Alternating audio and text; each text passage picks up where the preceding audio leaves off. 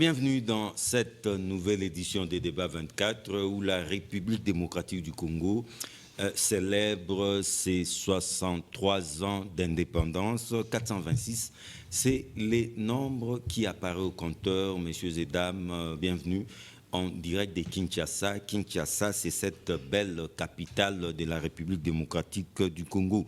Plus de 6 décennies après, qu'est-ce qu'on peut dire de la République démocratique du Congo? Comment va les pays chers à Félix Tshisekedi Tshilombo? Il sera aussi question du processus électoral. Est-ce un compromis ou un dialogue est-il toujours possible? Messieurs et dames, croyez-moi, comme toujours, je suis très bien entouré, je suis honoré de la présence de Jérémy Kiloubou. Jérémy Kiloubou est l'un des communicants en vue de ICOR. ICOR, c'est l'Union des communicateurs de la République. Bienvenue. Merci beaucoup, John, pour l'invitation. Je suis Jérémy Kiloubou, comme vous dites. Je suis cadre du BIREC, parti cher à l'excellence Julien Paloukou, et aussi communicateur au sein de l'ICOR. Je profite de votre micro pour souhaiter une bonne fête de l'indépendance aux Congolais qui vont trouver cette occasion de nous suivre, et en particulier au chef de l'État, M. Félix Antoine Tshisekedi Tshilombo, que l'Éternel renouvelle sa sagesse et qu'il renouvelle encore sa force, de façon qu'il nous amène vers la terre promise. Et je crois que nous allons parler en toute fraternité au nom et pour le compte de la République démocratique du Congo. Tout à fait à vos côtés, Richard Mpinda, maître Richard Mpinda. Il est cadre de l'UDPS, les partis présidentiels, aussi l'un des membres de l'Union des communicateurs de la République. Bienvenue. Merci à vous de recevoir, d'avoir initié cette rencontre, de parler au public, éventuellement éclairer l'opinion sur l'évolution du processus électoral qui est irréversible. On va en parler. On va en parler, justement. Et je profite irréversible avec la possibilité d'un compromis. Je profite de cette occasion pour éventuellement présenter mes condoléances à Mme Maïli, un de nos membres de l'ICOR qui vient de perdre sa maman. Donc, comme on dit, perdre sa mère, c'est quelque chose d'irremplaçable. Et je profite aussi de cette occasion pour présenter le vœu, le meilleur, pour cette indépendance, cette 61e indépendance de la République démocratique du Congo, à Monsieur le Président de la République, à l'opinion, plutôt à la population congolaise, partout où elle se trouverait, et aussi sans oublier à mes compatriotes, dans les rassurant que le processus électoral est irréversible. On va en parler. Les temps pour moi de présenter Simila Kanda. Simila Kanda est le président national de FOSIP, Force citoyenne populaire, qui est un mouvement citoyen kabiliste poutiniste. Bienvenue. Merci beaucoup, John Chitende.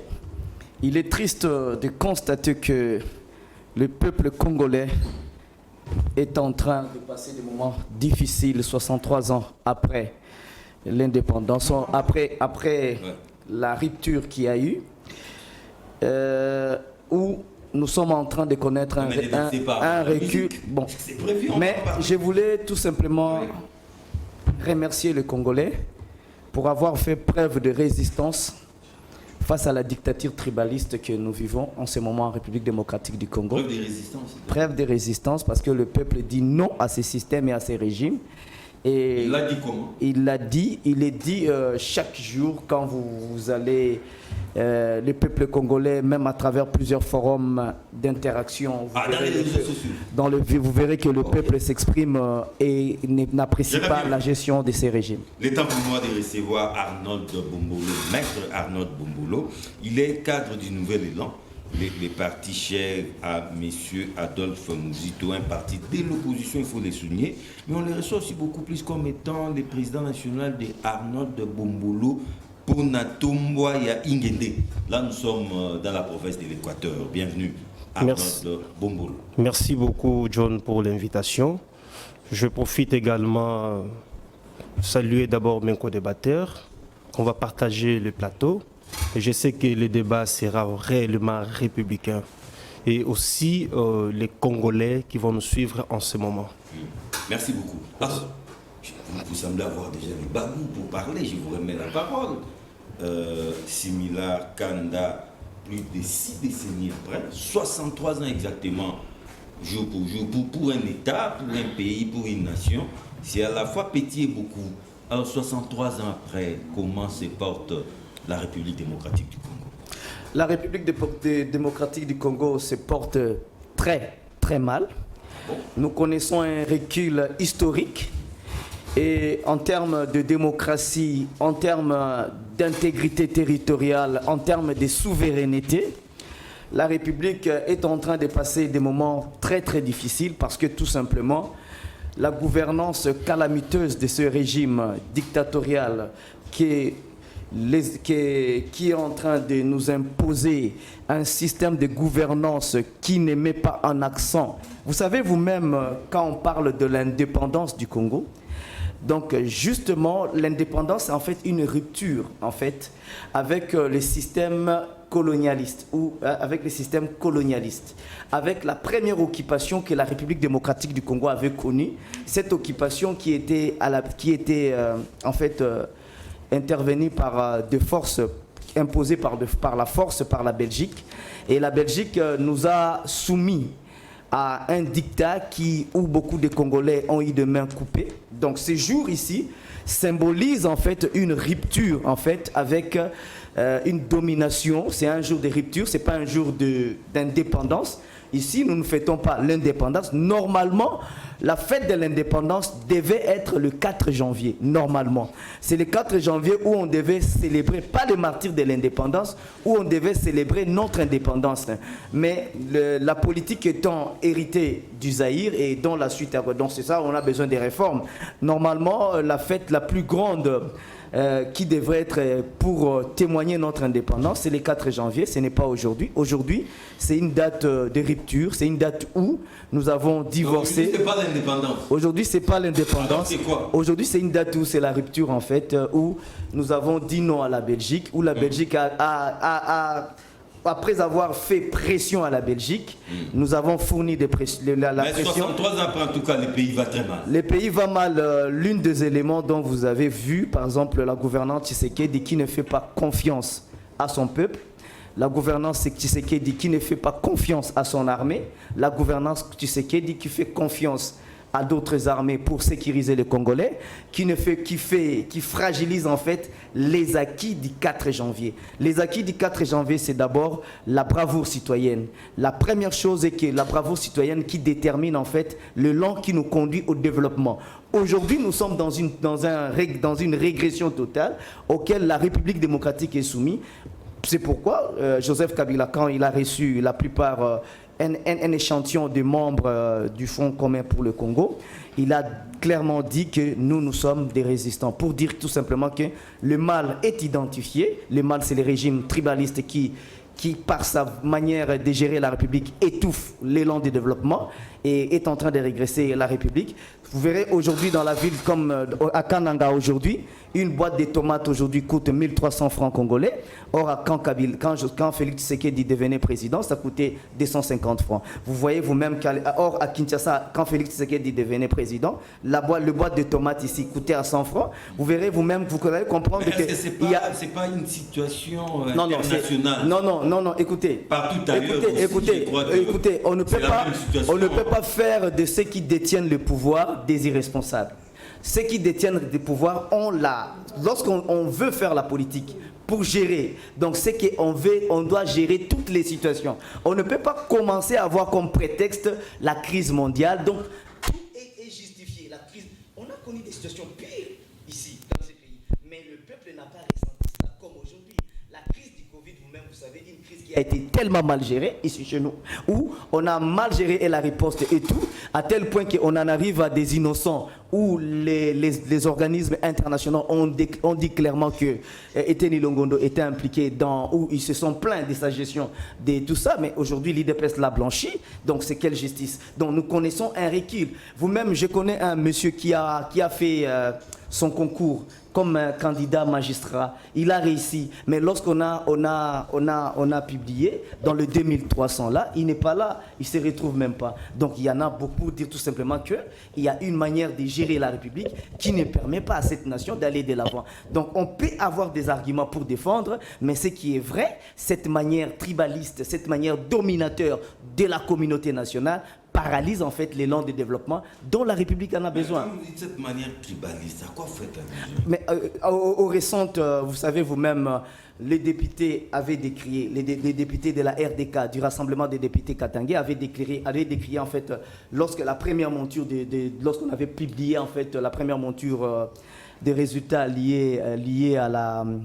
lié à la magistrature. Vous savez que c'est la justice qui élève une nation. Lorsque l'IDPS s'efforce à détruire la justice, en fait, elle détruit aussi en même temps la nation congolaise. Il a détruit comment? Comment? Parce que tout simplement, vous savez que tout le monde décrit en fait une emprise de la justice où on voit quand même à travers les décisions judiciaires qui sortent, on voit quand même les gens qui sont condamnés, qui sont blanchis, et les gens dont les éléments sont clairs de leur culpabilité, ils sont blanchis, pourvu qu'ils soient du régime ou pourvu qu'ils soient partenaires à ces régimes dictatoriaux. Donc vous avez parlé du tribalisme. Bon, nous parlons... Jusque-là, je ne vois pas... Jusque-là, je vous dis tout simplement que... Je vous dis que même dans les nominations, on ne peut pas aller dans tout cela parce que ça devient comme une chanson qu'on doit répéter. Le peuple sait qu'actuellement, avec ces régimes, il y a trop de nominations qui collent plus au tribalisme qui ne colle qu'à la communauté.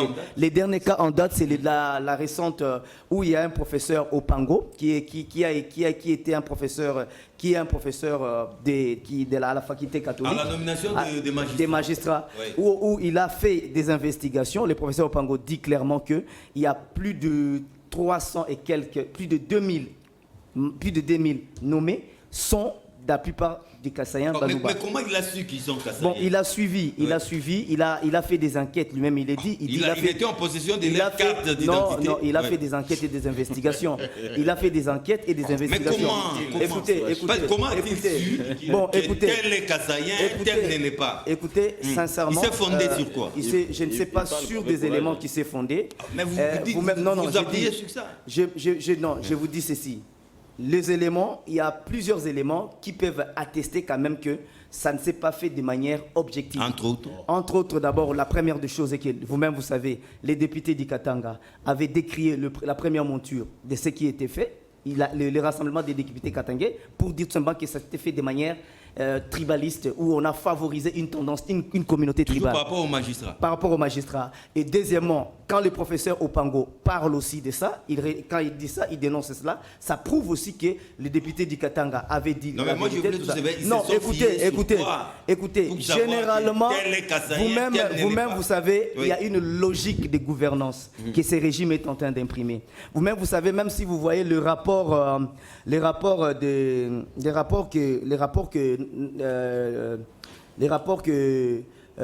que les Sensac avaient fait sortir. Dans ces rapports, les Sensac aussi avaient reconnu que beaucoup ont décrié qu'il y a une façon de gouverner qui est tribaliste, que les gens n'apprécient pas. 63 ans après, donc, c'est ce que vous 63 ans après, avec Félix Tshisekedi, nous avons connu sincèrement une régression. Nous sommes presque là où le Belge, avec Félix Tshisekedi, avant que le Belge n'arrive au Congo, il nous a régressé. Nous sommes aujourd'hui en train de nous identifier tribalement. Je sais que les gens qui sont bénéficiaires du tribalisme ne peuvent pas reconnaître cela, mais nous, en tant que nationalistes, en tant que patriotes, nous n'accepterons pas, nous condamnons sous Félix cela, parce que nous ne voulons pas que quelqu'un d'autre, lorsqu'il prendra le pouvoir, qu'il puisse agir avec la même méthode que Félix Tshisekedi. Je prends rapidement, merci beaucoup Similar Kanda. Je rappelle que vous êtes kabiliste, poutiniste, président national des forces citoyennes populaires. Je prends Jérémy Kiloubou. En tout cas, 63 ans après, un constat malheureux, c'est un recul. Nous assistons à un regain dangereux du tribalisme, a dit Similar Kanda. Merci beaucoup John pour la question. Moi j'aimerais peut-être vous faire une demande. faudra peut-être circonscrire l'émission. Quand tu poses la question, il faut qu'on reste dans la question. Au lieu de ramasser toutes les inquiétudes qu'on a pu enregistrer à la maison pour faire passer. Non, c'est un constat. D'après lui, c'est- 63 ans après, c'est son Alors, constat. bon, John, moi j'aime bien parler républicain. Ok. Je ne viens pas faire des affaires ici. Faisons le diagnostic. Moi, je pense d'un côté, nous devons être fiers de notre pays, en particulier de nos pères de l'indépendance. John, à la veille de l'accession de notre pays à l'indépendance, il faut que les Congolais notent. Il n'y en avait pas plus de 20 Congolais intellectuels, diplômés universitaires. Ça, c'est bon. Tous qui étaient à l'époque Les de la 20, c'est crème trop. intellectuelle étaient des étudiants. Les Belges, ils ont tout fait pour faire de la population congolaise une main-d'œuvre. Et ils étaient obligés d'être sous forme dans une résidence surveillée dans leurs différents villages pour servir à l'exploitation aux différentes industries minières que les Belges plaçaient ça et là. Alors, nous accédons à l'indépendance, John. Cette crème intellectuelle, nos pères de l'indépendance, sans aucun diplôme universitaire, ils ont su maintenir l'intégrité territoriale. 63 ans après, nous avons les Congo avec les frontières irritées. Invisible. Indivisible. John, il faut dire bravo à ces pères de l'indépendance, là où ils sont, qu'ils se reposent en paix. Sans diplôme universitaire, sans capacité, sans compétence, mais ils nous ont légué un pays uni. Et aujourd'hui, nous sommes fiers d'hériter ce pays. Sur ce plan-là, nous ne pouvons que jeter des fleurs. Tous les présidents de la République qui se sont succédés, commencé de Kasavubu, Lumumba comme Premier ministre, Mobutu, Mouzé, Joseph Kabila, sur ce point de vue, recevez mes félicitations et mes encouragements. Vous avez été braves. On peut tout dire, John. Nous avons hérité un pays immense, à une dimension continentale, où les yeux de tout le monde étaient braqués. Un pays possédant toutes les richesses que le monde pouvait chercher, les Congo en âme. Un pays exceptionnel. Combien de pays se sont succédés, en fait, se sont séparés après leurs indépendances? Nous allons voir le Soudan, nous allons voir tel pays. La République démocratique du Congo est restée un et indivisible. Sur ce point de vue, nous disons félicitations les gars, vous avez lutté, vous avez milité et nous avons le pays que nous avons. Mais nous parlons maintenant 63 ans après. C'est 63 ans, je parle sur le plan Si économique. ceux-là qui n'ont pas étudié ont su faire ça, mais ceux qui ont maintenant beaucoup de diplômes, qu'est-ce qu'ils font? C'est ça la principale question. Je sais que tu aimes bien de polémiques. Je n'aimerais pas aborder là-dessus.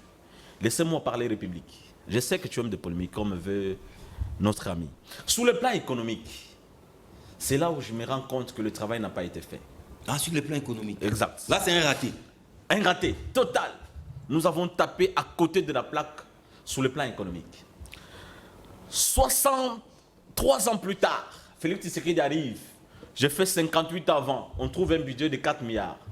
On suppose que si on prend 4 milliards, on le divise par 62 ans ou par 63 ans, on produisait combien l'année? La République, sur le plan économique, on n'était pas au rendez-vous. C'est-à-dire sur le plan production économique, en tout cas, vous qui avez dirigé la République démocratique du Congo, vous nous avez causé du malheur. 62 ans plus tard, le revenu moyen d'un Congolais, c'est $1 le jour. On suppose que si on prend les $1, on le divise par les années que nous avons passées en termes de production de PIB, tu me donneras les chiffres. Tu te rendras compte que c'est une malédiction. Sur le plan économique, le pays n'a pas évolué. Le pays n'a pas avancé. À qui la faute? À qui la faute? Il faut qu'on en parle. Les responsabilités sont partagées. Les responsabilités sont partagées. C'est partagé entre le peuple, les dirigeants Et nous autres, qui accompagnons les dirigeants, c'est-à-dire les conseillers des différents dirigeants, qu'on en parle, John. 58 ans, parce que Félix a fait 4 ans. 58 ans d'existence du pays. Un président de la République vient hériter un budget de 4 milliards. Dans son 4 ans, il ramène le budget de 4 à 16 milliards. 16 milliards entre guillemets. Hein? Merci. Je prends tes guillemets. Je le mets. Mais il nous est communiqué que nous avons un budget de 16 milliards. Sur papier, bien sûr. Sur papier. Je comprends. Dites, John, aux Congolais qui vous suivent, qui est performant des présidents de la République en termes de performance. 58 ans plus tard, Tshisekedi trouve un salaire d'un enseignant 90 000 francs congolais le plus bas. 58 ans plus tard, en 4 ans de gouvernance, il ramène de 90 000 à 410 000. Mais pendant ces temps, le taux de dollar aussi n'est pas stable. Il faut dire tout ça aussi. Hein. Même si on a ramené à ces chiffres, mais par rapport au dollar américain... Tu le sais bien que je n'aime pas bien des questions pièges. Non, c'est un échange. Oui, je comprends. Mais laissez-moi quand même finir mes idées. Ça, je parle de République. Et je demande aux Congolais, je n'ai pas besoin de vous convaincre. Je demande aux Congolais qui nous suivent de faire des analyses de ce que je dis. Si ce n'est pas vrai, ça est de tirer des conclusions. Moi, je parle en termes de performance des différents présidents de la République qui se sont succédés à la RDC. Un président de la République arrive, 58 ans plus tard, il trouve le salaire minimum d'un enseignant 90 000. 4 ans plus tard, il ramène à 110 000. Qui est le plus performant? Et quand il est venu, il avait trouvé les taux de dollars à combien? Et quand il a ramené à 400, ce que vous dites là, les taux de dollars aussi étaient à combien? John, j'ai beaucoup d'éléments. Tu peux me laisser parler, John? Non, vous avez la parole. Ok. Un président de la République arrive, trouve une armée organisée, sans aucune loi de programmation. Tshisekedi vient. 58 ans plus tard, il donne un budget de 1 milliard. Une loi de programmation. 1,6 milliard. 1,6 milliard. Les gens ne savent pas c'est quoi en fait la loi de programmation. Les gens ne savent pas.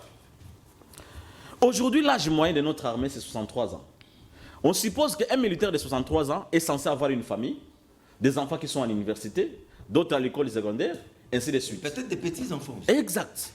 Quand il se pointe au front pour se battre pour la nation, il réfléchit 2 fois. Il dit, au cas où je m'écoulais, qui prend en charge mes enfants? Et du coup, nos militaires sont inefficaces au front. Félix arrive 58 ans plus tard et dit, non, on ne peut pas aller comme ça. Il faut une loi de programmation. La loi de programmation prévoit quoi? Des contrats, on aura des militaires consultants. Monsieur, tu signes à l'armée, tu exerces pendant 20 ans, ou 22 ans, ou 25 ans. Après 25 ans, va faire tes affaires. Va protéger tes enfants. Tu restes consultant. Tu restes consultant. Tu n'es pas un déserteur. Il n'y a que Félix qui l'a fait. Qui est performant? Et pour terminer. En termes de performance, Félix Tshisekedi, que Dieu le bénisse.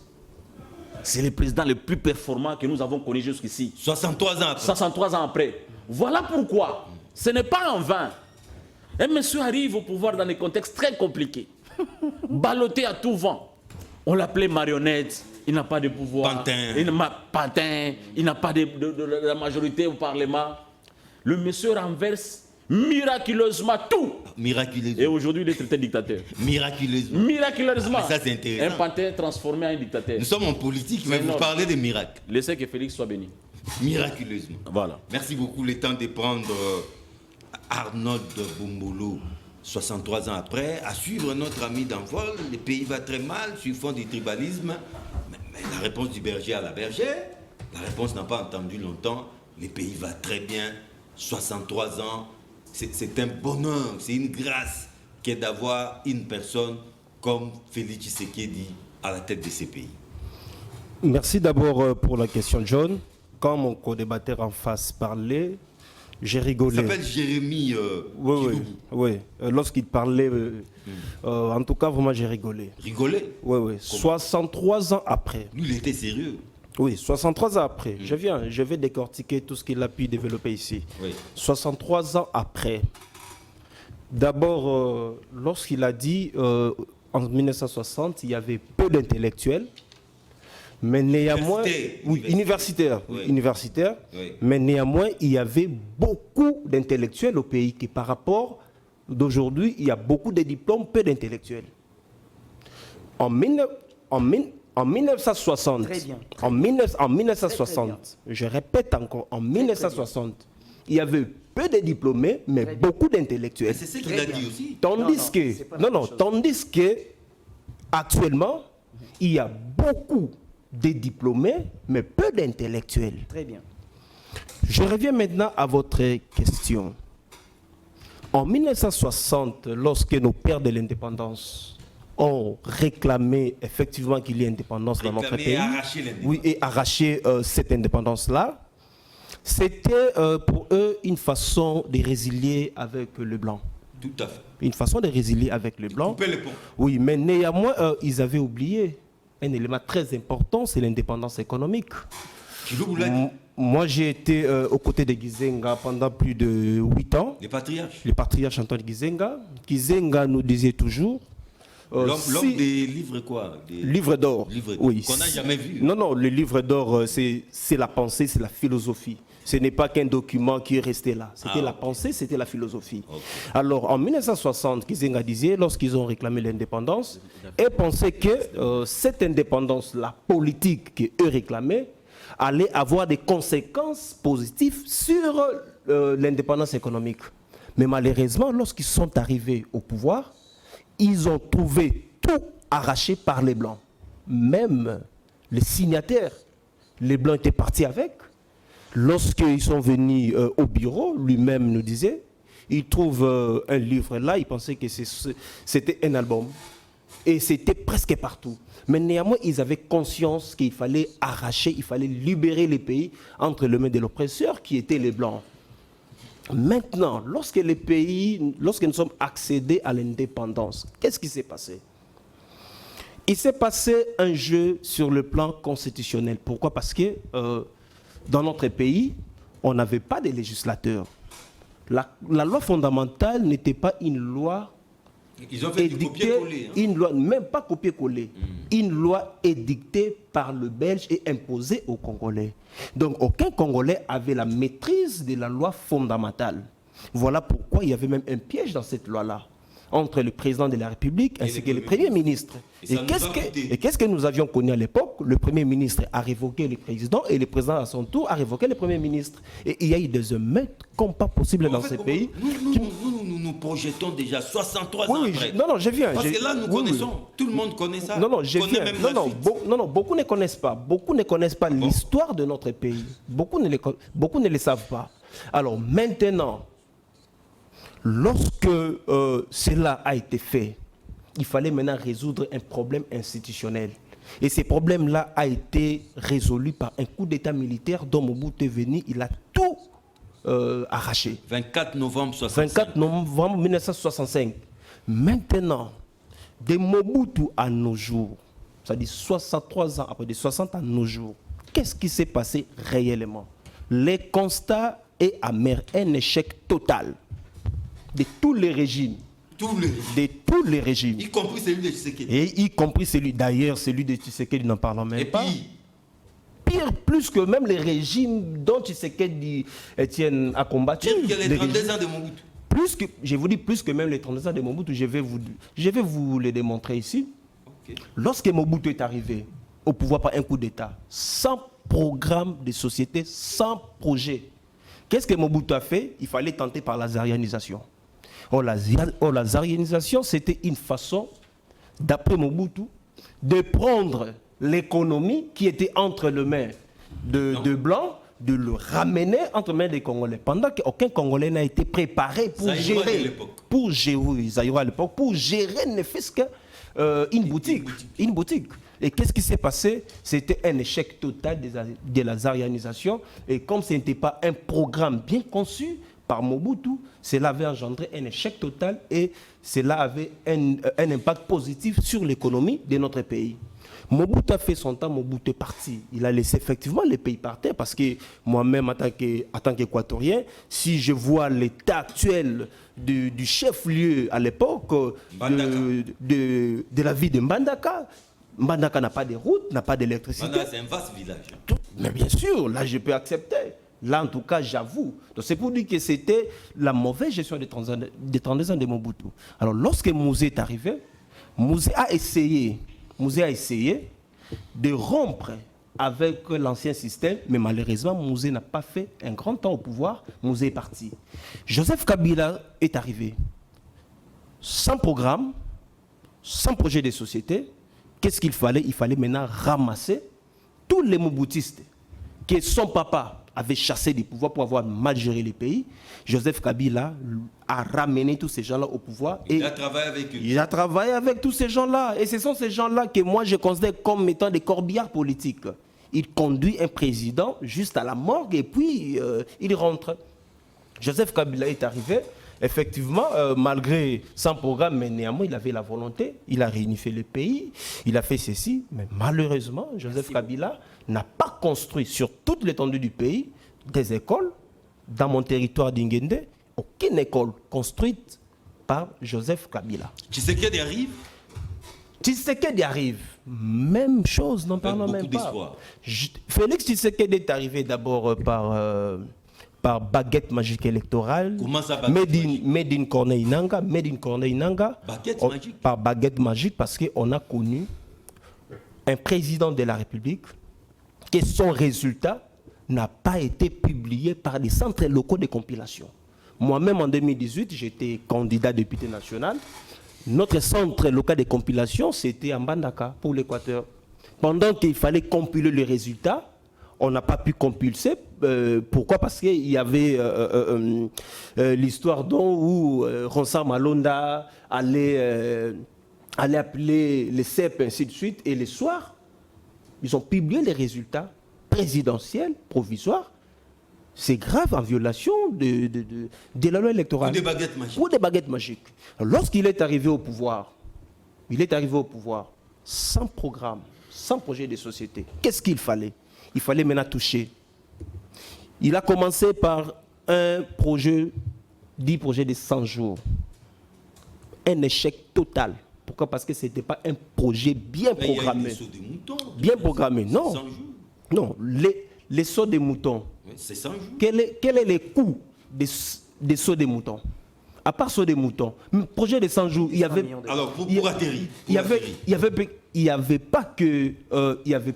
Donc, bref, 63 ans après, le pays a lamentablement... Nous, Congolais, nous devons avoir honte d'applaudir pour nos dirigeants.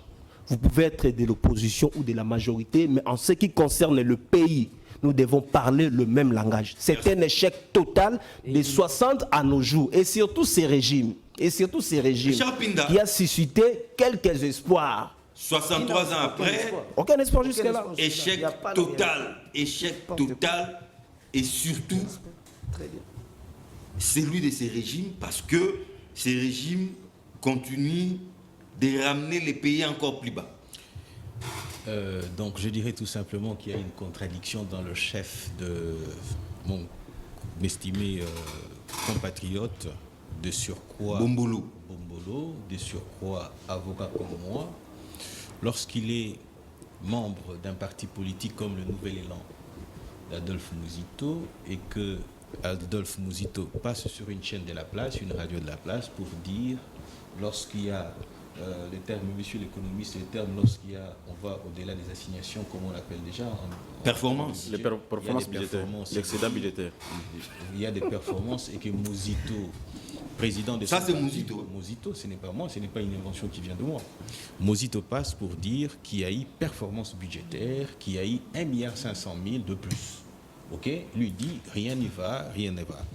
Je prends encore un autre élément parce que c'est encore une contradiction. Il dit nous sommes en 1978 où Mobutu initie la zaïrianisation et qu'aucun Congolais n'était compétent pour gérer. Et pourtant, il nous a démontré ici avec force argument pour dire qu'en 1960, il y avait plus d'intellectuels et moins de diplômés. Je me demande, arrivé en 1978, où étaient partis ces intellectuels? Eh bien, je me joins à lui lorsqu'il dit, par exemple, qu'il y a peu de diplômés, plutôt beaucoup de diplômés et plus d'intellectuels, et vous conviendrez avec moi. Peu. Pardon? peu d'intellectuels. Peu d'intellectuels et beaucoup de diplômés. Je me joins à vous lorsque vous le dites et vous revenez pour marteler parce que je constate que c'est les résultats de celui qui est le président de son parti politique. Pourquoi je le dis? Parce que lorsque vous avez de 2003 que Bozito était Premier ministre. Non, 2008. 2008. S'il vous plaît, est-ce que vous pouvez me laisser parler, s'il vous plaît? 2006, Bozito, Premier ministre, qui a la charge aussi de l'éducation. À ces jours, si vous comptez jusqu'en 2003, si vous voulez bien 2004 pour faire un mandat de Tshisekedi, les diplômés que nous avons aujourd'hui qui sont peu intellectuels comme vous le dites, ce n'est que le fruit de la gestion de Bozito. Je voudrais ici, avant d'accéder à cette question de l'indépendance, je voudrais encore revenir sur mon ami les poutinistes kabylistes. Déjà, Oui. lorsque vous dites poutiniste et kabyliste, il y a un problème. Kabila, c'est un capitaliste. Poutine, c'est un communiste. C'est-à-dire que nous sommes dans un tohu-vabohu. Kabila n'est pas capitaliste, ça c'est faux. Je vous ajoute ça pour que vous compreniez. Il n'est pas capitaliste. Ok. Kabila est de la social-démocratie.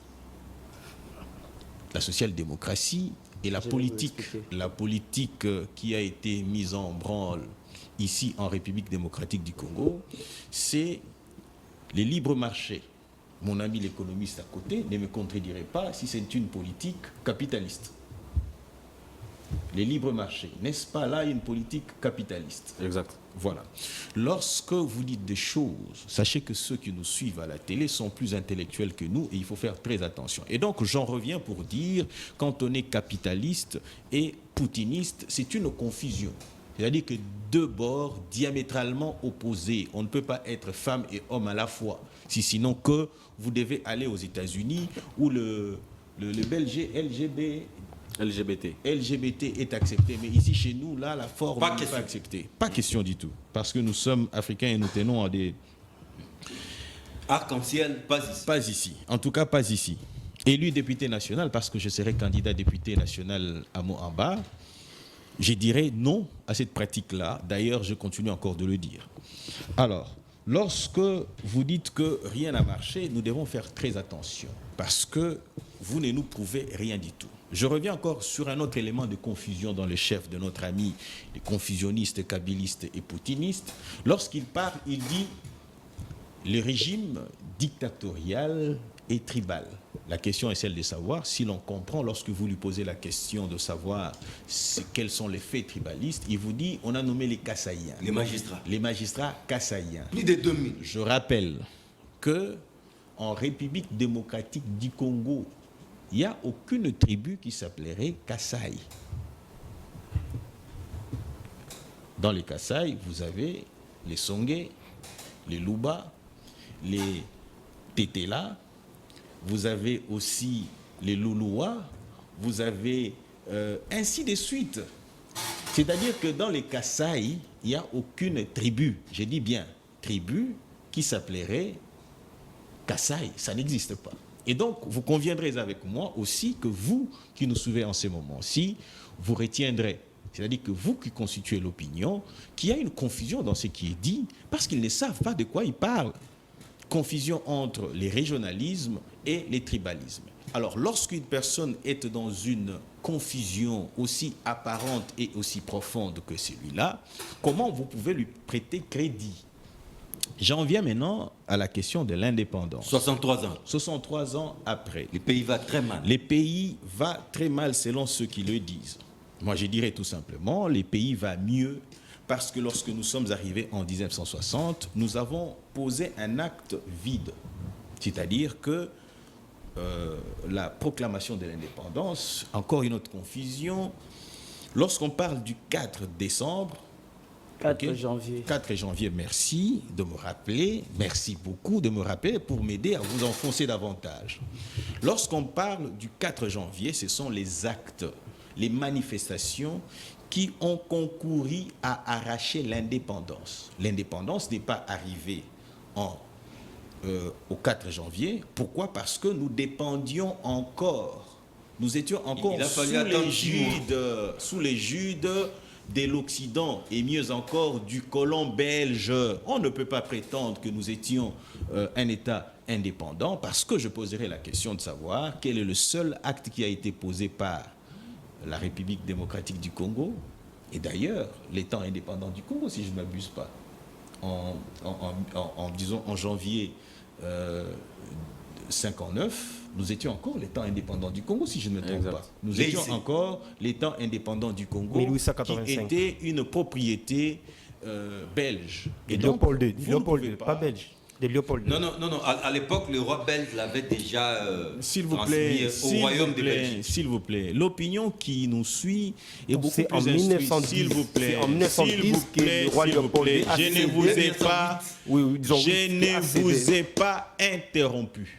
Non, c'était juste un Je complément. ne vous ai pas interrompu. Nous Allez-y. sommes en 1959 et nous étions Congo le belge. Congo belge. Voilà, C'est-à-dire C'est que, pas laïcé. s'il Voilà. vous plaît, c'est-à-dire que nous étions encore une propriété du colon. Non, Voilà. du royaume des Belges. La Belgique, c'est Ouais, pas du colon. l'État colonial, vraiment, colon. s'il vous plaît. Laissez-moi évoluer Non, allons-y, calmement et juste- paisiblement. Juste des précisions. Et puisque nous l'étions tel quel, on ne peut pas prétendre qu'en cette date-là, du 4 janvier, que nous ayons été indépendants. Nous sommes devenus un État indépendant. Je dis bien une indépendance vidée de tout son sens parce qu'il y a un certain nombre d'actes qui s'en sont suivis. Nous sommes en 1960. Nous devenons prétendument indépendants. Qu'est-ce qui s'ensuit ?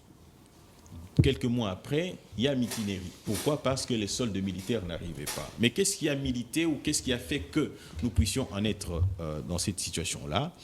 C'est toute la fortune qui était logée dans les banques congo-belges, on parle de la belgolaise, des banques belgolaises, était transférée dans les banques belges. C'est-à-dire que nous n'avions plus un centime. nous a C'est-à-dire que, dépouillés. exactement, on nous a accordé à cette époque-là une indépendance économique et nous sommes restés indépendants financièrement ou économiquement, au mieux économiquement.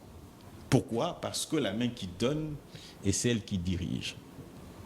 Nous arrivons de 1960 en 2018. C'est à ce moment-là que nous accédons à l'indépendance politique. Avec l'avènement de Tshisekedi. Avec l'avènement de Tshisekedi Ah bon ? et surtout par les élections organisées par Joseph Kabila. 2018. 2018. Pourquoi je le dis ? Tout simplement parce que ici les élections ne sont pas organisées par un financement extérieur. C'est-à-dire qu'à un moment donné, nous devons nous le dire. Moi, je me suis toujours réjoui de ce qu'avait déclaré Yves Le Drian, Jean-Yves Le Drian, ministre des Affaires étrangères, Français. lorsqu'il déclara que c'est un compromis à l'africaine. C'est à ce moment-là que nous avons rejoint les dires de Patrice Emery Lumumba. Lorsque vous parliez, je ne vous ai pas dérangé. Qu'est-ce qui Non, vous non. dérange lorsque je Atterrissez Non, alors. non. Ils ont fait combien de minutes? Moi, j'ai à peine 3 minutes. Non, 10 minutes. Non. 10 minutes, c'est vrai. quand 10 même. minutes. Alors, c'est ici que, comment dire, vous risquez de me faire perdre le fil d'idée. Lumumba qui dit Ouais. l'histoire de la République démocratique du Congo ne sera plus écrite à UK, c'est-à-dire Londres, ni à Paris, ni Congo à à Washington, mais en République démocratique du Congo. C'est-à-dire que les résultats des urnes n'est pas les faits de l'Occident, mais plutôt de la République démocratique du Congo. Je voudrais chuter en disant ceci. Tshisekedi arrive, nous parlons de l'indépendance. Premier élément de l'indépendance, c'est la redistribution des richesses. Ah bon? Tout à fait, exactement. C'est pour la première fois que nous pouvons, dans la logique de la République Mais démocratique du Congo, sélective. Hein? je vais vous le montrer que c'est universel. Ah, ok. Premier acte, la couverture santé universelle. Oh mon Dieu. Les hôpitaux à ces jours sont construits sur fonds propres. Ce n'est pas le cas avec Joseph Kabila, qui a construit des hôpitaux privés. D'ailleurs, Madame Olive Lembe excelle là-dessus. Soit c'est c'est comment encore Initiative Plus, soit c'est Télé 50, et qu'est-ce que j'ai dit, Hôpital du Cinquantenaire qui en soi coûte plus cher que coûterait un hôpital tel quel. Deuxième élément de la redistribution des richesses. Vous terminez par là. Deuxième élément de la redistribution des richesses, la gratuité de l'enseignement. Aujourd'hui, nous parlons de 6 millions d'étudiants. Troisième élément de la redistribution des richesses, c'est aussi les cantines au sein de nos camps militaires qui sont réouvertes. Merci beaucoup. Troisième élément de la redistribution des richesses, excusez-moi, quatrième élément de la redistribution des richesses, j'insiste sur le fait de la redistribution des richesses. Je voudrais dire que le programme du développement à la base, ce qui voudrait tout simplement dire, j'ajoute encore un cinquième élément de la redistribution des richesses, à ces jours nous pouvons nous le dire, que nous avons ce qu'on appelle la réserve militaire, chose que nous n'avons jamais connue en République démocratique du Congo. En termes d'argent ou en termes du personnel? Réserve militaire, ouais. En termes du personnel, en termes de l'armement. Ce qui voudrait dire que, puisque nous sommes censés être indépendants, nous devons aussi assurer la protection de nos frontières. Ce qui appelle à ces jours, à une armée républicaine. Je voudrais tout simplement dire pourquoi nous en sommes arrivés, parce que je vois mon ami kabiliste et poutiniste rigoler. Je me suis rappelé, il m'a rappelé en fait que si nous sommes où nous sommes rendus à ces jours, où que nous étions en ce temps-là, et que l'armée ne pouvait pas aller vers le Rwanda, il faut suivre Chiwewe. Il dit, lorsque vous ricanez comme nous le faisons ici tout à l'heure, le Rwanda est informé. Ce qui voudrait tout simplement dire que nous avons été infiltrés. Et que cette infiltration, excusez-moi de chuter, cette infiltration, j'insiste, que l'infiltration connue a été orchestrée, organisée par Joseph Kabila à la manœuvre. Merci. Pourquoi je le dis? Laissez-moi chuter cette fois-ci pour la dernière fois. Je voudrais chuter en disant ceci. Vous vous souviendrez, moi j'ai toujours aimé, je rappelle à l'opinion que Mamadou Ndala est mort. Mamadou Ndala, avant de mourir, a fait une déclaration. Et lorsqu'il faisait cette déclaration, il regardait vers le Rwanda. Lors de ses documentaires, il a dit, je cite, que nous devons aller jusqu'au Rwanda. Et en y allant au Rwanda, c'est-à-dire que nous devrions, mettre fin à la guerre ou ramener la guerre où elle a commencé. Nombreux sont ceux qui sont morts en tenant ces discours-là. Rappelez-vous de processus électoral. Il faut reconnaître qu'en ces 30 juin, Kadima, les bureaux de la CENI, vient d'ouvrir une brèche. Il y a eu même une rencontre avec les 4 leaders de l'opposition. Ce n'est que le début. Il y aura une série de rencontres comme ça avec les acteurs politiques. Pensez-vous que cela est de bon augure? Cela augure peut-être d'un compromis, d'un dialogue qui pourra peut-être intervenir pour que le processus soit réellement inclusif? Vraiment, je te remercie mais je suis très déçu de voir mon frère Richard Pinda fournir beaucoup d'efforts pour expliquer ce que les Congolais ne voient pas ou ce que les Congolais ne vivent pas. C'est triste de continuer sur la voie de croire que la manipulation peut couvrir les régimes dictatoriaux qui est en train de gouverner la République. Non. Ce n'est pas. Les Congolais sont informés. Est-ce que vous savez que si vous entrez dans le Bandundu profond ici, vous ne sentirez pas tout ce que vous êtes en train de nous avancer ici comme argument? Là où il y a le Mubundu. Même avant ça, je suis triste de voir que les gens nous parlent du renforcement de l'armée à plus de 1,6 million, que l'armée des réserves, tout ça. Le problème avec eux, ils sont toujours dans des fictions au lieu d'être dans la réalité. La réalité, c'est quoi? C'est le résultat. Le peuple n'a pas besoin qu'on lui dise qu'on puisse lui dire à chaque fois qu'on puisse lui répéter à chaque fois la même chose en disant qu'il y a beaucoup qui est fait, mais il ne voit rien. Vous continuez à défendre qu'aujourd'hui, le Congo est indépendant dans les frontières, dans toutes ses limites. Lorsque vous avez une armée qui est incapable d'aller partout, dont vos actions au pouvoir ont limité l'action de l'armée, c'est ça l'indépendance que nous avons, c'est ça l'intégrité territoriale.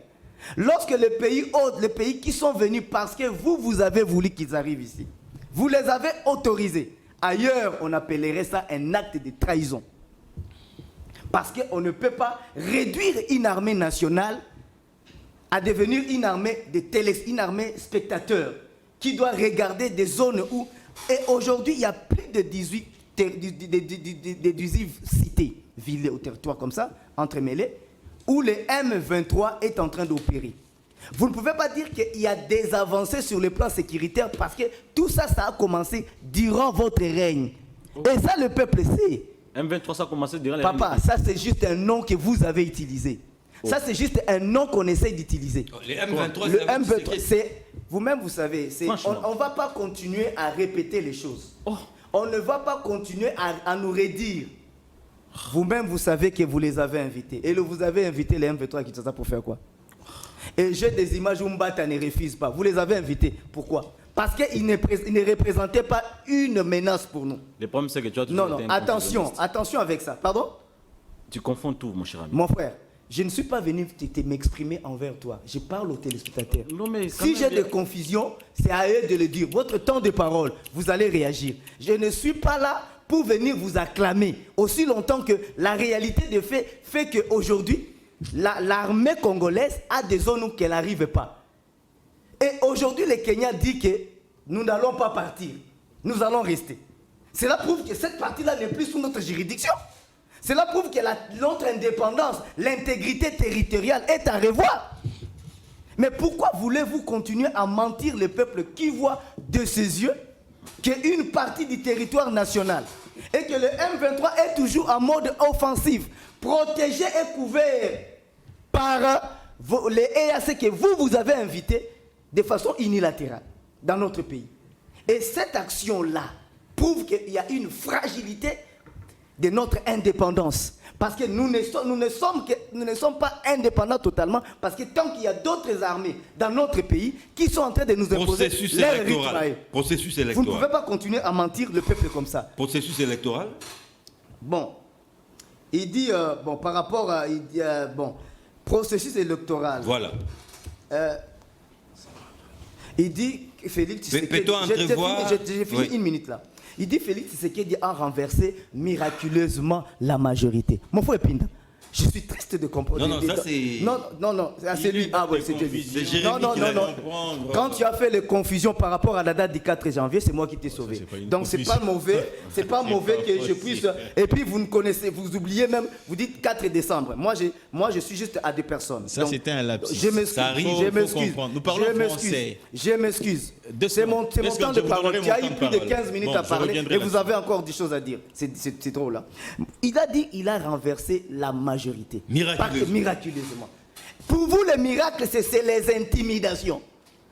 Pour vous, les miracles, ce sont des pratiques dictatoriales. Il faut les regarder, lui, pas moi. Pour vous, les miracles, je regarde la caméra, c'est pas vous, c'est la caméra. Je suis la caméra qui est là. Pour vous, les miracles, c'est la dictature que vous avez imposée en intimidant les opposants, en intimidant les gens pour qu'ils quittent là, et en menaçant les gens d'arrestation. Lorsqu'ils ne sont pas arrêtés, ils arrivent à intégrer et ils sont protégés. Ça, vous dites un miracle. Ça, c'est la dictature tribaliste que vous avez instaurée dans la République dominateur qui est en train de fragiliser la cohésion nationale, l'intégrité territoriale et la souveraineté de notre pays. Aujourd'hui, il y a entre plus de 5 armées sur notre territoire national. Et vous voulez nous dire que parce que vous arrivez à vous acheter de très belles vestes de bonne qualité et vous voulez nous faire croire que tout le monde est content parce que vous achetez de belles vestes. Alors parlons processus. Non, nous ne sommes pas là. Donc le processus électoral actuel, c'est un danger pour notre souveraineté nationale. Comment ça? Parce que vous-même, vous savez, j'ai dans mon téléphone, je vous avais envoyé une partie. Plusieurs Congolais dont leur carte d'électeur se fasse automatiquement. Mais ils sont à combien ces Congolais? C'est un nombre, vous savez vous-même le nombre de ces, s'il faut demander aujourd'hui, le nombre va s'accroître. Le Denis Kadima n'est pas crédible. Rien que son mode, son action. L'IDPS est heureux parce qu'ils veulent aller dans la jouissance tribale. Que lorsqu'on va nous nommer, lorsqu'on sera partout, cette jouissance-là va nous bénéficier. C'est dans cette logique-là que vous êtes. Vous n'êtes pas dans une logique républicaine et nationaliste de dire que nous devons protéger la nation. Si nous devons protéger la nation. Aujourd'hui, c'est qui pour sauver le processus électoral, deux choses à faire. Voilà. Un, il faut que Denis Kadima puisse démissionner et son bureau. Parce que le processus électoral, ce n'est pas la saleté qu'il est en train d'organiser. C'est en fait le processus électoral. Donc, la départ de Denis Kadima et son bureau. Ce départ a été exigé il y a très longtemps. La deuxième des choses, oui. Il faut que, vu que Félix Tshisekedi pour le moment représente un danger pour la République, parce que tout simplement il prend des mesures qui ne nous sécurise pas, qui ne nous rassure pas. Lui aussi doit démissionner. Cela veut dire quoi? La République maintenant entrera dans une logique de pouvoir se reconstituer pour être sauvée. Sans Tshisekedi. Parce que je vous dis sincèrement. Mais qui va diriger parce qu'aujourd'hui, vous avez parlé ici de la négociation. Oui. Aujourd'hui, il n'y a aucun opposant qui est capable de dire non, nous allons négocier avec Félix Tshisekedi. Parce que négocier avec Félix Tshisekedi, c'est de devenir les Camérés d'aujourd'hui. Parce que les Camérés d'avant, ce n'était pas celui qu'on voit ici. Merci. Qui raconte des choses qu'il ne comprend pas. Il a subi un traumatisme, on le sent. Donc aujourd'hui, aucun opposant n'est capable, parce que Félix Tshisekedi ne respecte rien, les accords, la constitution, il ne respecte rien du tout. Alors, on ne s'attend pas à la négociation, on s'attend plus à ton départ. C'est un danger. L'AMI a donné quelques pistes de solutions, notamment les départs des Kadima et son bureau, y compris même les départs de Tshisekedi. C'est ça la solution. John, c'est ma première fois de rigoler comme ça dans un plateau. Bah ça la biso bilanga mon cher, politique a pas semi. Bah ça veut dire que ça la bilanga mon cher.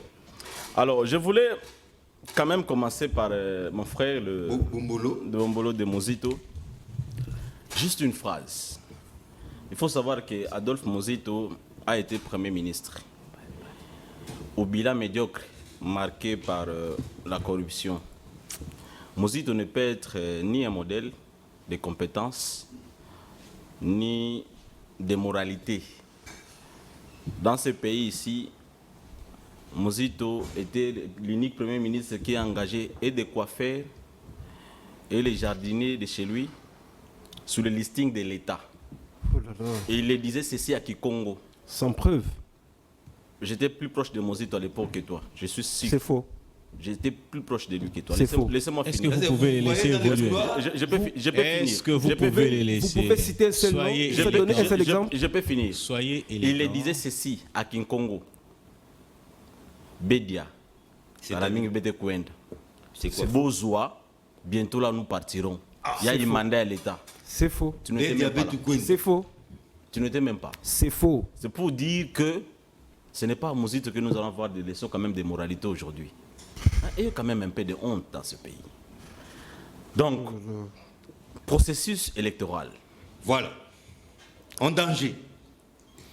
John, au fait, nous, Congolais, comment est-ce qu'il faudra faire pour que nous devenions quand même un peuple normal?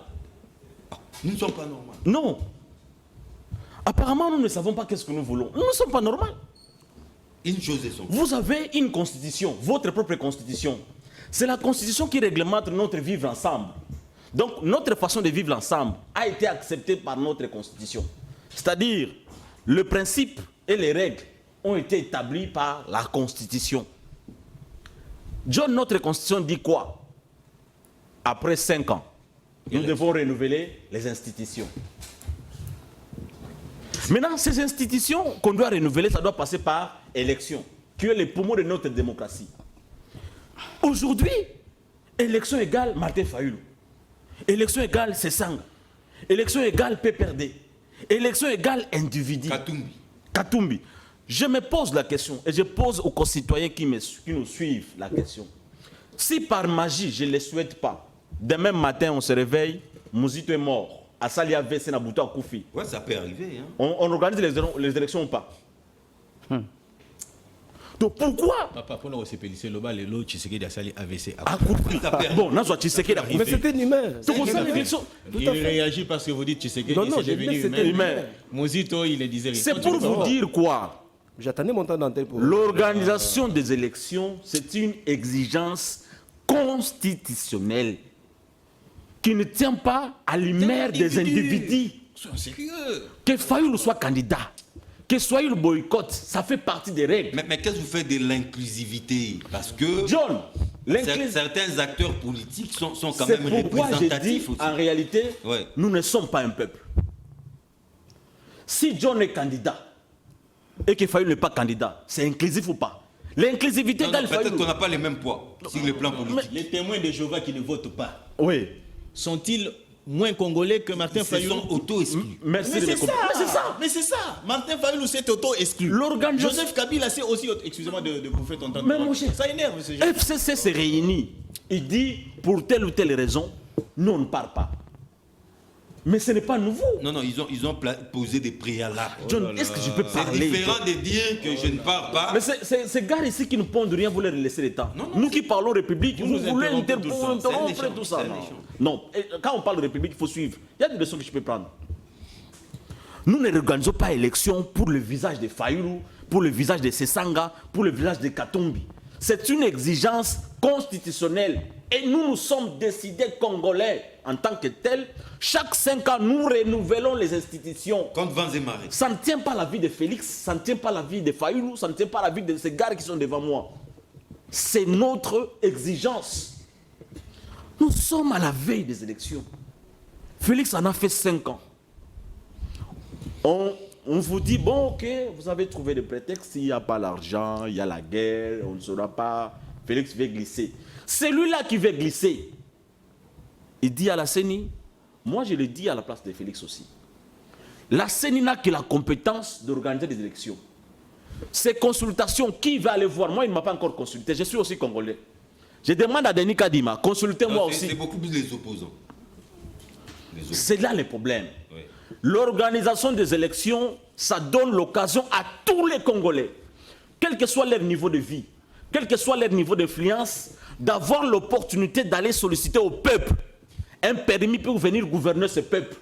Ce n'est pas pour un clic de gens, ce n'est pas pour un groupe, ils doivent être priorisés que les autres Congolais. Pourquoi moi on ne m'a pas consulté? Vous n'êtes pas opposant. Hein? C'est la sorcellerie, je suis Congolais, monsieur. Vous êtes d'accord avec les processus. On va vers ceux et celles qui ne sont pas d'accord avec les C'est processus. pourquoi je suis en train de dire. C'est écrit où? Mais ils l'ont exprimé. Non, mais c'est écrit où?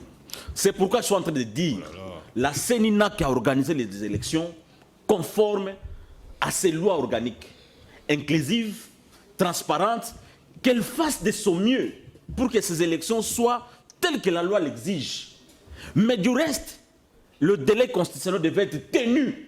Ce délai constitutionnel... Reste, les chiens à boire, la caravane passe. Non, non, s'il vous plaît, John, je ne le dis pas. Non. Je n'aimerais pas le dire ainsi.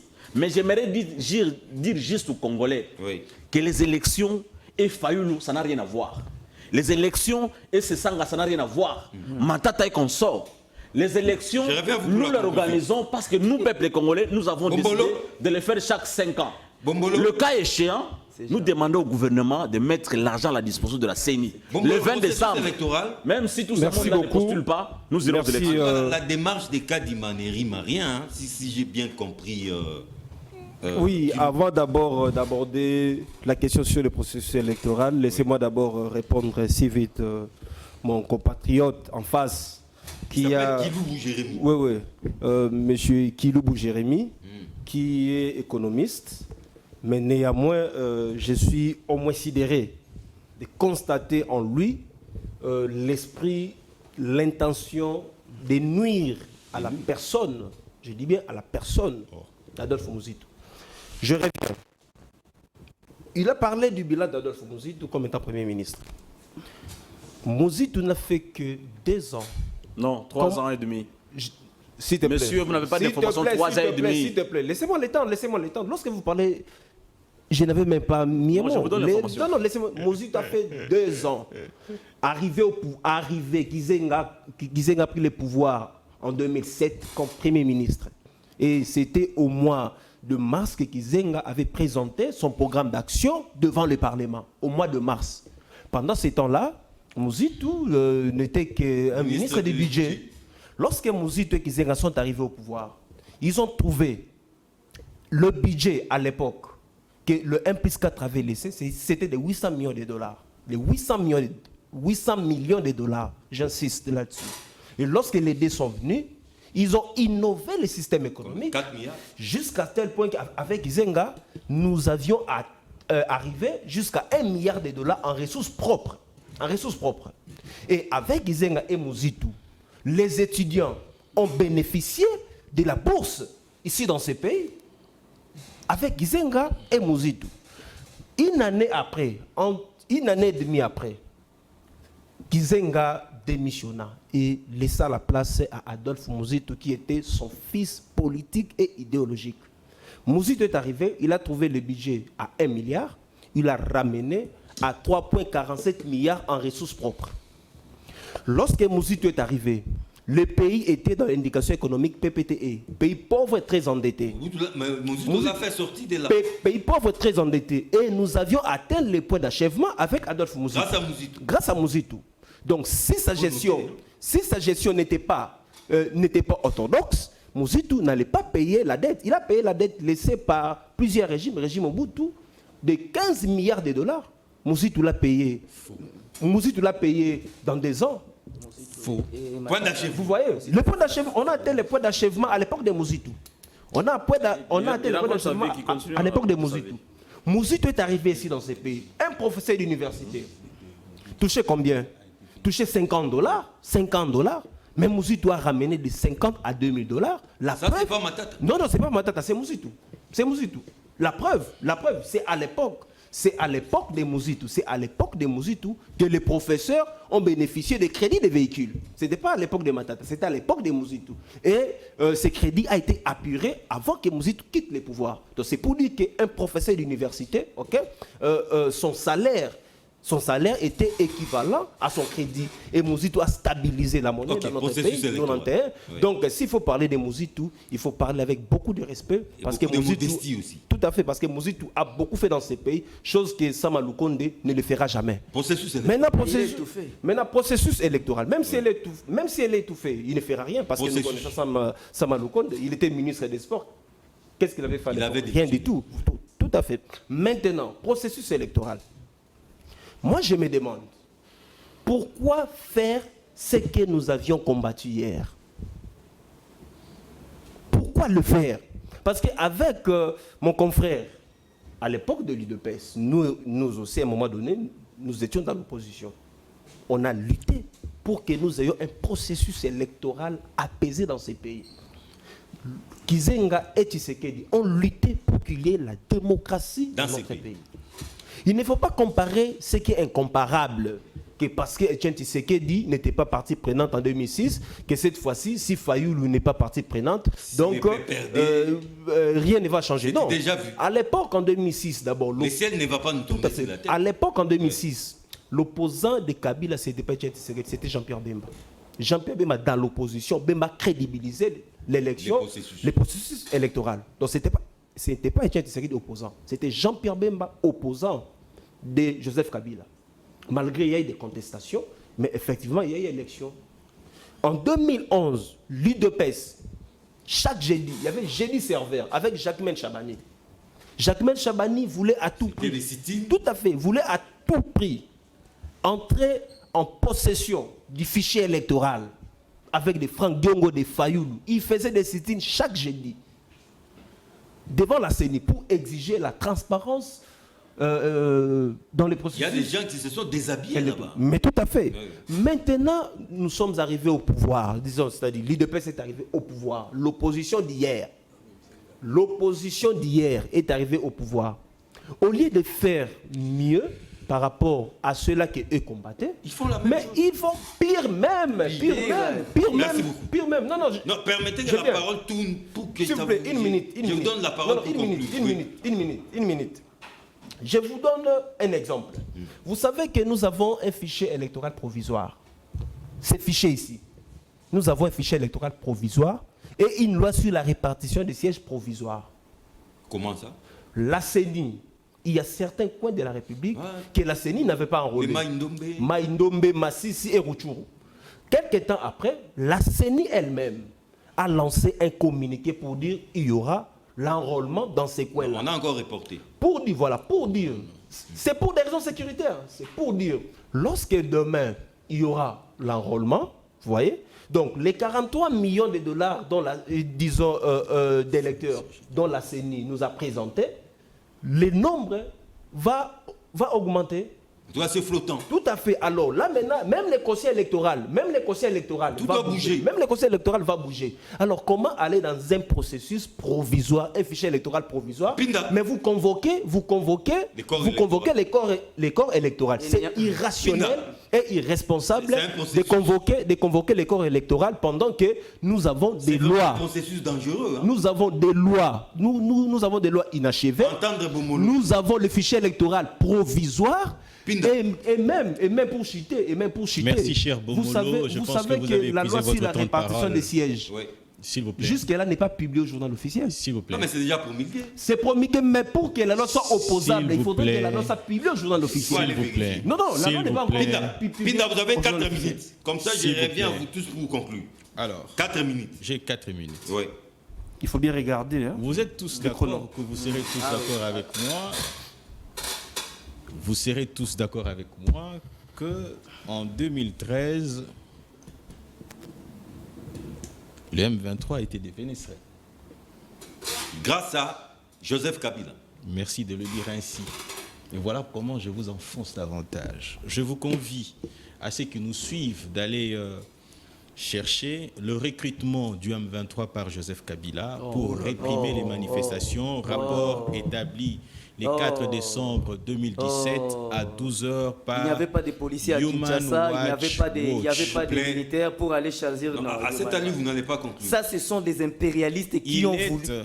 Intitulé ce qui suit. RDC, des rebelles ont été recrutés pour réprimer les manifestations. Des combattants du M23 ont aidé le président Kabila à se maintenir au pouvoir. Et ces faits sont intervenus, j'allais dire, en décembre 2016. La question la plus fondamentale est celle de savoir ceux qui mettent l'information en possession du président Tshisekedi pour dire que le M23 était défenestré en 2013, ne sont que ceux-là que Kabila avait laissés. Et donc, il y a eu un mensonge qui avait été mis, supercherie, qui avait été mise à la disposition du président de la République. Je pense qu'à ces niveaux, cette question-là est réglée. Processus électoral. Nous sommes en 2000. Moi là qui vous parle ici, j'ai bénéficié de la bourse de Gizenga. Qui avait comme ministre du budget Qui avait comme ministre du budget Adolphe Mouzito. Voilà. Exactement. Que pour 3 mois. Les autres mois qui sont restés, où est parti l'argent? On ne le savait plus. Non, c'est faux. Mais il faut féliciter d'abord les 3 mois. C'est faux. Il faut féliciter les 3 mois. Vous reprochiez à mon ami Jérémy ici de vous interrompre lorsque vous parliez. Ok. Arrêtez de vous agiter comme une femme enceinte prête à accoucher. Vous n'êtes pas à la maternité. J'en viens à ce que je disais tout à l'heure.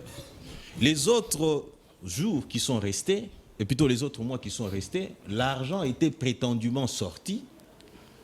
La destination est restée inconnue. Jusqu'au jour. Et cette déviation d'argent-là n'est intervenue que lorsque Mouzito était Premier ministre. Et donc, je garderai, comme on dit, la main au cœur pour dire que Gizenga nous a donné la bourse. Nous, là, nous en avons joui. Moi, j'en ai joui. Encore étudiant à l'université de Kinshasa. Quelque temps après, le ministre du budget, après avoir orchestré son coup, il arrive, il devient Premier ministre, et cet argent-là, chef du gouvernement, et cet argent prend une destination inconnue. Donc ça s'est arrêté avec Gizenga. Ça, c'est un fait. Alors, je suis encore scandalisé. Je suis très scandalisé lorsque vous dites que le processus électoral a été crédibilisé par le fait de Jean-Pierre Bemba En et non 2006. pas- En 2006. et non pas de Tshisekedi. Non. Et à ces jours, pour lui, pour que le processus soit aussi crédible, il faut obligatoirement que Martin Fayulu fasse partie de ces processus-là. Et donc, Mozito est inutile. Non. Et Je donc, n'ai- puisque je n'ai pas dit ça. Mozito Mais n'est c'est pas Mozito, Mozito est dans l'opposition au s'il même vous titre plaît, que Fayulu, sauf que s'il vous l'opposition est plaît, plurielle. s'il vous plaît, Mozito ne partage pas la philosophie de Martin Fayulu. Ou vous voulez nous apprendre autre chose? Non. Mais alors, si vous ne voulez pas nous apprendre autre chose, cessez de vous dire de la société civile Non, non. ou président Mozito- d'une fondation, Non, vous non. cadrez les débats. Non, s'il il a vous dit plaît. nouvelle- Vous avez la Non, non, police des Mozito- débats. non, non. Vous tiendrez compte. Vous tiendrez Mozito- compte. vous n'avez plus Mozito une Mozito a contesté ces processus électoraux dès le début. Pendant que Katumbi et les autres votaient la loi sur l'organisation et le fonctionnement de la CENI, Mozito Rassurez-moi contestait. que je ne veux pas être dérangé. Il dit que Mozito a contesté le processus électoral. Dès le début. Dès les débuts. Voilà. Est-ce que Mozito a fait une déclaration pour dire qu'il s'est retiré du processus Non, électoral? Non, non, Donc, retiré, c'est-à-dire c'est autre qu'à chose. ces jours, comme Mozito étant encore candidat président de la République, si je ne m'abuse pas, il ne Tout à fait. Et Il est alors, candidat président de la c'est-à-dire qu'il y va. Et il sera est élu encore en dans- 2023. S'il vous plaît, apprenez quand même à être élégant. Je les suis. Lorsque vous parlez, je ne vous interromps pas. Qu'est-ce qui vous excite comme ça? Nous ne sommes pas à la maternité, je vous ai dit. Je Binda comprendrais Dixit. encore si vous étiez en train de gémir de douleur lors d'un enfantement, mais vous ne l'êtes pas. Soyez élégant quand même. Je ne vous ai pas interrompu. Je vais vous répondre. Prenez le temps de me répondre. Voilà. Donc, je disais tout à l'heure ici que Mozito ne représente rien par rapport à Martin Fayulu. Je ne l'ai pas dit. Mais lui, Non, il l'a pas dit. non, il oh là l'a là. dit de manière sous-entendue lorsqu'il là là. dit que pour le processus électoral soit crédible, il faut que Martin Fayulu fasse non, partie de je ces n'ai- processus. je n'ai même pas dit ça. Et donc, Mozito, si vous nous suivez, Je n'ai même je pas suis dit au ça. regret que vous nous envoyez des gens qui ne croient pas en vous. Franchement. Et ça, c'est très dangereux. même- Merci. Et je voudrais l'ai chuter même pas en dit. disant ceci. En tout Laissez-moi, cas, on doit j'ai été acquérir. interrompu. On doit acquérir. On J'ai doit été acquérir. interrompu. Oui. Respectez mon droit de parole, mon non, temps vous de avez parole. suffisamment parlé. Parce que non, j'ai été interrompu et j'ai laissé parler. 30 secondes. Je voudrais dire ceci à l'opinion.